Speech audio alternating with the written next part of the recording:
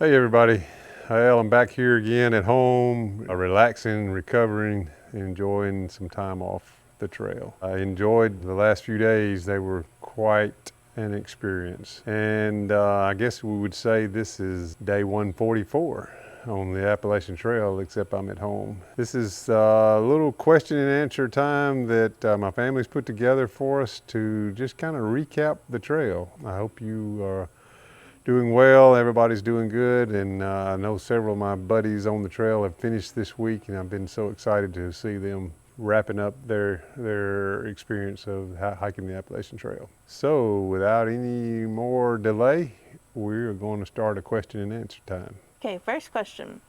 What made you want to hike the Appalachian Trail? What introduced you to the idea? When I was a kid, I hiked parts of the Appalachian Trail in the Smokies. I was 18 and I hiked with my dad and my brother. I was introduced to the Appalachian Trail when I was 18. It was a good experience then. It was one of the last things I was able to do with my dad. And then as I began to learn more about the Appalachian Trail as I got older, I thought, man, that'd be neat. And I saw and read books of other people that had done the whole thing. It really piqued my interest as I read those books. One I remember in particular was Paul Stutzman's Hiking Thru, and he's a Christian, and he told about his experience of losing his wife and then leaving his job to go hike the trail. And he wanted some specific things answered from God while he was hiking the trail. And I thought that'd be a good idea for me. So, while you were hiking and while we were watching the videos, you talked some about the reasons why for your hike.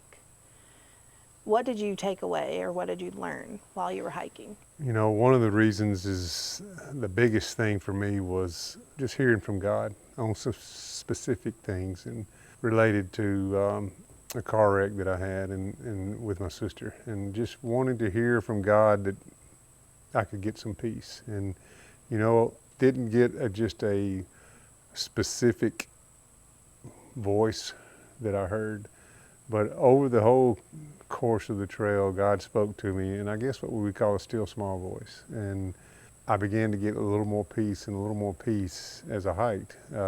I still struggle with it. It's still something that's in my mind a lot about how that happened and about how she's gone in the blink of an eye and left her 4 boys here. That was tough, but my heart calmed some, I guess is the best thing after being on the trail and about being with God so much. I wanted to do something good for my grandchildren, and I want them to be able to look back when they get older and say, hey, this was my grandfather who did something great, and I want to encourage them to do something great. As the trail went on, I began to realize, hey, if I complete this thing, it is a great thing because it is very difficult. You know, a lot of people that hike the trail and who have hiked it, they know there's a starting number and a finishing number and all that. And, you know, being 61 sometimes is a little bit of a deterrent for people, and they think once I've gotten that age that I can't do what I used to could do. I feel like I did well for a 61-year-old. God blessed me in so many ways. He's blessed me all my life, and there's no doubt about it. I mean, just from one incident to another, I can give you examples of how God's blessed me. When I registered in Amicalola Falls, I was 436. When I went through in the midway point, I was 108. And then when I finished at Katahdin, I was 75. So God's been good to me. Some of your commenters have asked about your gear. What gear worked best and worst? Do you have any recommendations? I had a lot of gear. I'm a gear guy. You know, I like gear. I like lots of camping gear. And before I left, I tried a bunch of gear. One of the things I was very happy with was my Z-Packs tent, duplex tent. It kept me dry and it was comfortable. It breathed well, didn't get a lot of moisture in the tent. So I was real happy with the Z-Packs. Most people won't say it's part of their gear, but it was my iPhone 14 Pro Max. I bought the Pro Max just before I left because I wanted a fresh new battery, but I was really surprised how well the battery functioned, and it would last all day easily with all the videoing and filming that I did. Another piece of gear, I tell you what really worked well was my Garmin inReach, and of course I didn't need it that often. There were a lot of times at night I didn't have signal, and I was able to contact y'all and say, hey, I'm okay, I don't have phone signal, I can't send you a text, but I'm right here at this location, and it would tell you where I was and that I could send that message. That was really nice. You know, I went through 3 different sleep pads. I liked them all 3. I sent one back just because of weight and because of warmth. I used a Nemo for a while. I used a Big Agnes for a while, and then I ended up with a Thermarest. I also used a V-sheet. I didn't see any other hiker with a V-sheet. And that's basically a sheet that goes over the air mattress, so you're not laying directly on the air mattress, because I sleep in a quilt, not a sleeping bag, which just covers me. You don't get inside it. So I need a little something on my sleeping pad for comfort. Also, my pack. And it's not ultralight by any means. It was my Atmos, my Osprey Atmos 65. It has this system in it that's supposed to be an anti-gravity system, which makes it feel lighter on your body. The only problem I had with it is that I bought it for me 30 pounds ago, and as I lost weight, I couldn't pull the straps tight enough where it sits on my hips, and it rode heavy on my shoulders and rubbed some sores on me toward the end. It's a great pack. It's heavy. It's not an ultralight, and I struggled sometimes with weight, wanting to try to get down where all the other thru hikers were, but all the thru hikers were 28, 27, 26 pounds, and I know I was over 30 all the time. And that's another thing. I just have it on there because I had taken it off the other pack, but that's my 436. That's when I started in Georgia. So you had that with you the whole way. I laminated it so it would last. It's made out of paper, but I put 2 coats of lamination on it through the process, so it would last in the rains and the water. And I had it the whole way, yes. And very few hikers waste weight on a carabiner either. And I didn't have that on that. I had it on a zip tie, but I had to cut it off the other pack, so I just stuck it on a carabiner. I'm not a gear guy, but I had a lot of gear. I'm a gear guy. I'm not a gear guy, but I had a lot of gear. I'm a gear guy. I love gear. I love all types of camping gear and types of gear, and I have every kind of camping gear you can imagine. However, I do not watch or video myself with gear. I like gear. I'm not a guy who YouTubes gear. These are my La Sportivas and Ultra Raptor 2s. These are what I hike Katahdin with, and they actually haven't been on my feet since the day I came off Katahdin. And I actually didn't get them dried out until just a couple of days ago. I use these exclusively all the way through the trail, except for when I had the trail runners on. These are the same type shoes, and my feet just really got better and better as the longer I kept these on. I did have several things that I was not happy with, and I did a video before I left about rain gear, and I tried both rain gear that I had. I had Frog Togs first, and then my Outdoor Research rain jacket. I found no rain gear that would keep me dry. I stayed wet all the time, and the bad thing about the Frog Togs, I ripped both the top and the bottoms on Frog Togs. And my other rain gear I didn't rip, but I stayed soaking wet with the Outdoor Research pants and jacket. There are a couple other items that didn't do well for me. I bought an off-brand pair of socks. Within 3 days, I had holes in the end of them. They were not good. So I would say always use Darn Tough socks. They are great. They do well. Everybody uses trail runners except me. I never saw very few people who had more than 500 or 600 miles. If they were just getting started, they had boots, but if they had 400 or 500, 600 miles, they were wearing trail runners, except for me. But nobody has the feet problem that I have, I don't think, that I know of. Another item that didn't fare so well was my Petzl headlamp. It got wet and it's not waterproof, and it went crazy at night. One night in the shelter, it started just flashing right in the middle in dark night, just flashing all over the shelter. They're just throwing red and white lights, just throwing them up over the shelter, so I had to take the batteries out of it. I would recommend you using a quilt. I love sleeping under a quilt because I'm a side sleeper and I go backwards and forward. One of the great items I had was my Be Free water filter. I'm one of the few people that used a Be Free 3-liter bag and hung it all the time.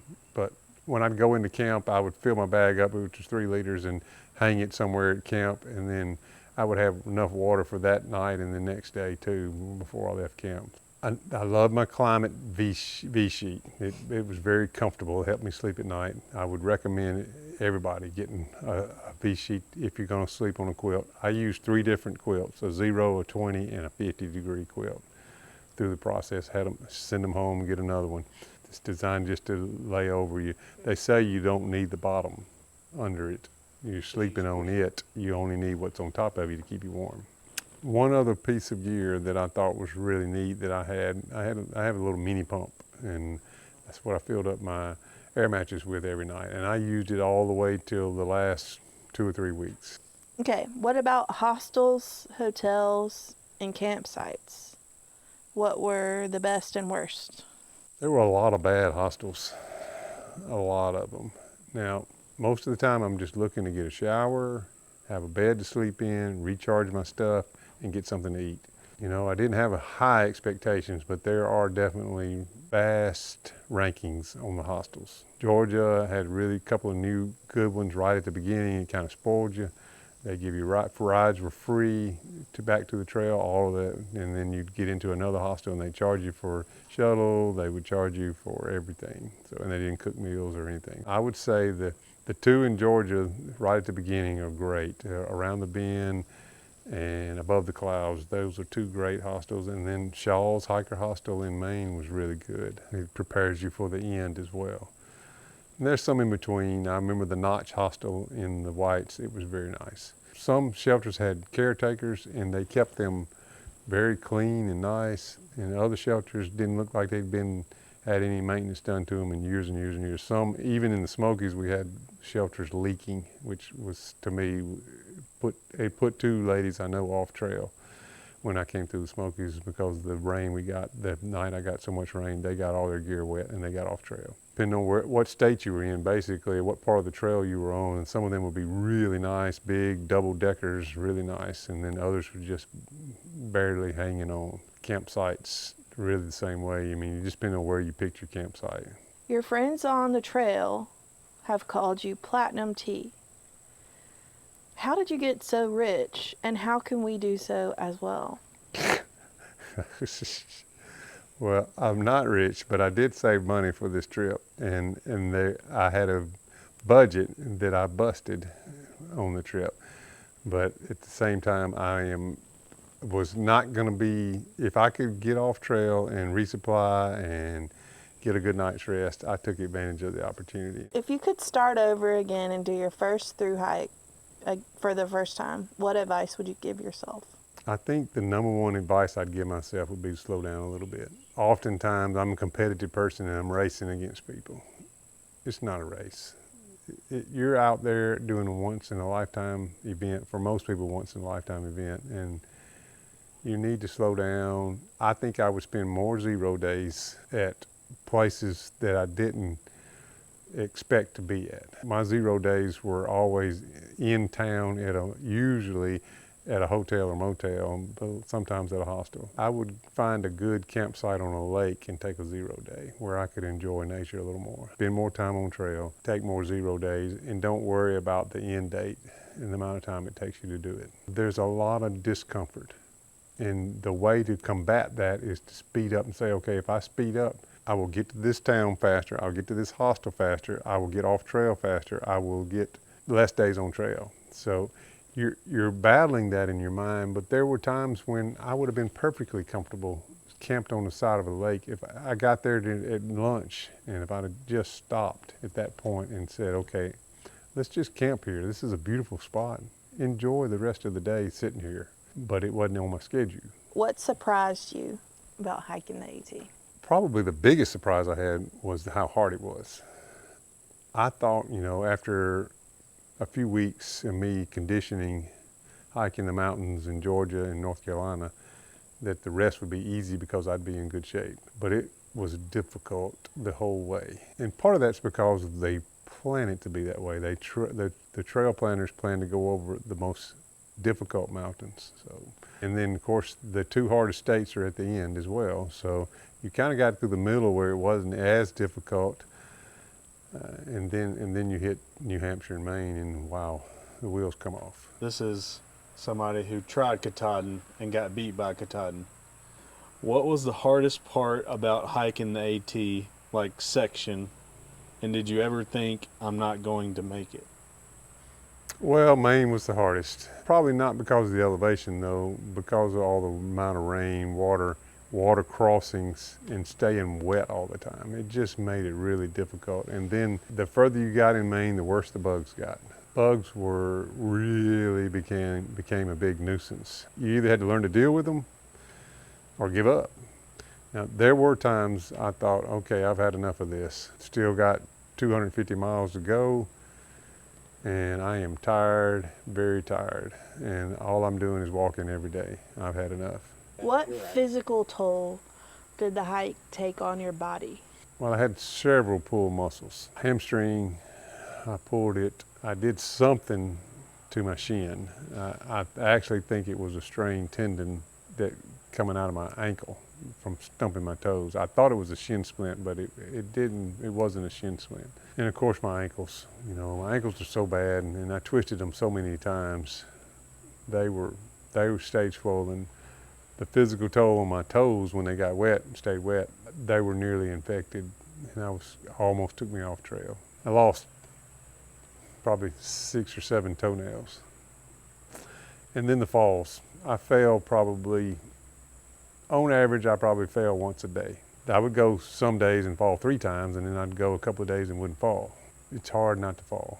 It's really hard, but I got better at watching my feet. I hate to watch my feet when I'm walking, but I got where that was a necessity, and that helped me not twist my ankles and not fall. The other physical toll probably is on calories. Intake on calories cannot match your outtake on the burn. I burn more calories than you could possibly eat, and that's pretty much with every thru hiker. All thru hikers go through it. I think I probably lost 30 pounds total.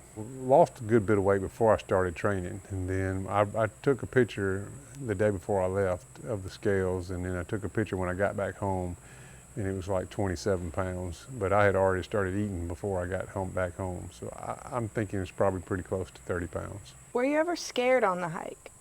There was a couple of times I thought I might get struck by lightning. I remember in the Shenandoahs, and I was counting time between the lightning and the thunder to see how close it was to me. And one strike was within a half a mile, and it was striking about every minute, maybe a little less than that, maybe every 45 seconds. And I was not on a peak, but it was striking pretty close to me. That was the scariest I've ever been. What about the road crossings? The road crossings scared me. That is a good point. The road crossings, sometimes in a bad position, in a curve, on a hill. The one that got me the most was when I was trying to get to Dulles to get home to see May. And I didn't film it, but it was raining that day. The speed limit's 45, cars were going by me at 65. And I had to cross 4-lane highway. You had to get in the median and wait, and it was just pouring down rain. I know they couldn't see me, and I couldn't see them far enough away to feel comfortable about crossing over. So the road crossings probably is the best example of me being scared. Did you ever feel lonely? I don't really get lonely. You had Wilson with you. I did have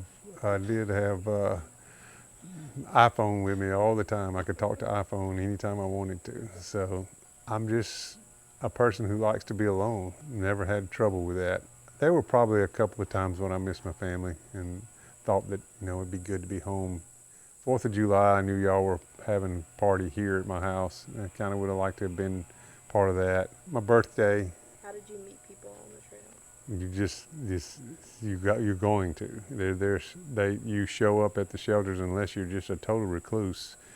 You're going to start talking to people as you meet people. You see people in need. You see people stop by the side of the trail needing something. You know, it's just, they're people hiking, doing the same thing you're doing with the same goal that you've got going. You have that common bond, and that you become friends. What wildlife did you see? What was your favorite? Well, probably my favorite was the moose, getting to see the moose, you know, because I was hoping that I would get to see them. I've seen moose before, but in the wild, but I was counting on seeing one, and I began in Massachusetts seeing so much sign of moose. I just knew there were moose there, and I couldn't figure out why I wasn't seeing them. But, you know, finally got to see that big bull moose at Surplus Pond. Saw lots of things. Saw deer, saw a lot of deer. I saw turkey. I saw a goose hawk tried to attack me. One of my subscribers said it was a goose hawk, so I'm going with that. Goshawk, I think is how you pronounce that. I saw every kind of little creature you can imagine. Every kind of squirrel, black squirrel, red squirrel, gray squirrel, chipmunk. The squirrels were everywhere from one end to the other of the trail. They were usually a little more reclusive than the deer at points. I mean, they would disappear. I'd see them and then they'd disappear. The squirrels? The squirrels.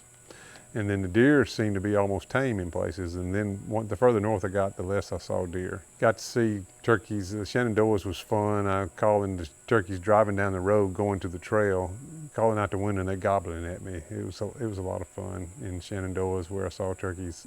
Saw goats up in, the goats were at Ricefield Shelter. I can't remember exactly where that was, but I would definitely remember the goats.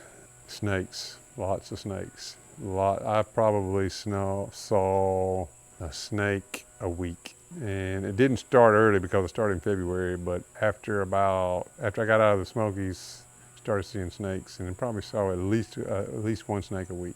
What did you wish you had seen, but not get to see? Well, the bear. I wanted to see a black bear on the trail. Saw very little sign of bear. Saw a fresh track one day and thought that might be my day. I saw fresh scat one day, thought that might be my day. I think probably because I got so dependent on watching my feet and so focused on the trail, and I would be going so fast that they were there and I just missed them. What were your favorite parts or sections of the AT? I love the Smokies. I only went through in 4 days in the Smokies. That would have been another place probably to hang around a little bit more. But the weather was turning bad, and I needed to get through there fast because that was in March, and it was cold, and it was snowing. The Shenandoahs, the Roan Mountains in Tennessee, the Whites were pretty awesome in New Hampshire. I thought the whites were terrible. And the Whites are difficult to hike, but they're beautiful. They are gorgeous. They are really some of the best scenery.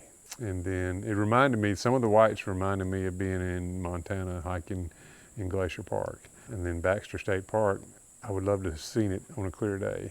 You had some epic views, that's your word, Yep. on your hike. What stands out as the most beautiful or meaningful view? Probably the first day I ever saw Mount Katahdin. And I was 30-something miles away and saw it, a moving experience. I didn't talk much about my sister, but at that point I began to realize that I was going to make it. I'm going to make it to Katahdin. This dream that I've had for years is going to be coming true. And that was probably the most epic view. And it was partly cloudy that day, and it was a long way off, but it was meaningful. What feeling did you have when you saw it? I almost fell to my knees. You know, I don't know how to explain it, but it was a feeling of awe and thankfulness that I had made it this far, and gratitude that I made it this far. I was there where I was by myself for a change. It was a spot where a lot of day hikers were, but I went out on this view that I knew I was going to have a Katahdin. They had told me, if you take this trail, you'll see it, and it was a blue blaze, and I went out on it, and it was truly unbelievable. Okay, last question. What's next for you? Rest, recover. But if I do another through hike, I will do the PCT. I'll start in Mexico and go to the Canadian borders. 2,600-mile trail through the Sierras. It was closed this year because of the amount of snow the Sierras got. They couldn't hike it.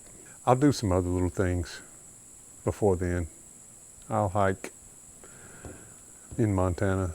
I'll hike some other places. I'll hike around here, once it cools off. For me, probably, if I do another through hike, it'll be the Pacific Crest Trail. Any other stories you want to share from the trail? Well, probably one of the things I didn't realize so much was just how much beauty there is out there. We take for granted, I think, how beautiful our creation is. And every time I came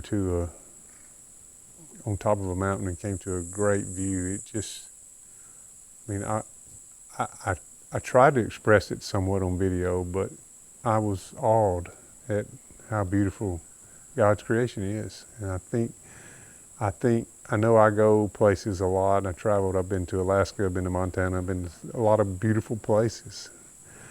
And I don't ever want to take it for granted because it's all part of His creation and it's here for us to enjoy. I think so many people don't have enough adventure in their life, they don't even see it. And then we need to look for adventures and we need to get out and enjoy God's creation.